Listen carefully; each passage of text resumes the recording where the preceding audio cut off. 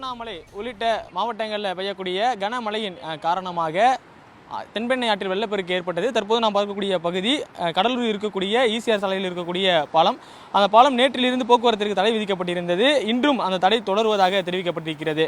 தென்பெண்ணை ஆற்றில் வரக்கூடிய வெள்ள நீரோட்டத்தினுடைய அளவு குறைய தொடங்கியிருக்கிறது. கரை ஓரங்களில் தொட்டு சென்றிருக்கிறது. ஆர்ப்பரித்து நேற்று ஓடிக்கொண்டிருந்த தென்பெண்ணை ஆற்றினுடைய நீரோட்டம் சற்று குறைந்திருக்கிறது. இருந்தாலும் முழு இரண்டு கரைகளையும் தொட்டுக்கொண்டு தான் தென்பெண்ணை ஆற்றினுடைய நீர் ஓட்டம் அதிகமாக இருந்தாலும் நேற்று இருந்த அளவிற்கு ஆர்ப்பரிப்பு இன்று இல்லை. ஆனாலும் கடலூரை பொறுத்த வரைக்கும் லேசான சாரல் மழை பெய்ய தொடங்கி இருக்கிறது. நாம் தற்போது பார்த்துக் கொண்டிருப்பது நேற்று இந்த மரங்கள் தொட்டு செல்லக்கூடிய அளவிற்கு நீரானது அதிக அளவிற்கு சென்றது. இந்த மரங்களினுடைய மேற்பகுதியில் இருக்கக்கூடிய அந்த கிளைகள் ஒடிந்து இருக்கிறது. அந்த கிளைகளை தொட்டு செல்லக்கூடிய அளவிற்கு தென்பெண்ணை ஆற்று வெள்ளம் நேற்று பாய்ந்து கொண்டிருந்தது.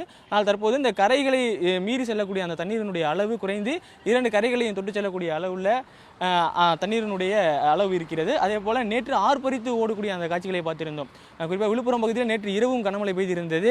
சாதனூர் அணையிலிருந்து திறக்கப்பட்ட நீரினுடைய அளவும் 90,000 கனஅடியாக குறைக்கப்பட்டிருப்பதாகவும் ஒரு தகவல் வெளியானது. தற்போது தென்பெண்ணை ஆற்றில் பாய்ந்து ஓடக்கூடிய நீரோட்டத்தினுடைய வேகமும் சற்று குறைந்திருக்கிறது. நேற்று ஆர்ப்பரித்து ஓடுகின்ற தென்பெண்ணை இன்று சற்று அதனுடைய வேகத்தை குறைத்திருக்கிறது.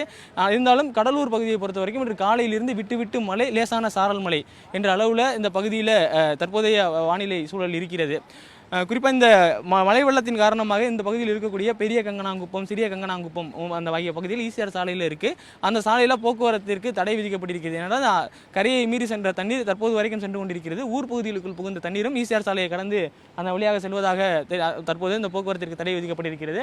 நாம் இருக்கக்கூடிய இந்த தென்பெண்ணை ஆற்று பாலத்தில் 2வது நாளாக இந்த போக்குவரத்திற்கான தடை விதிக்கப்பட்டிருக்கிறது. மேலும் கடலூரில் இருக்கக்கூடிய மக்கள் புதுச்சேரி நோக்கி செல்ல வேண்டும் என்றால் சோரியாங்குப்பம் வழியாக பாண்டிச்சேரி பைபாஸ் பயன்படுத்தி செல்லலாம்.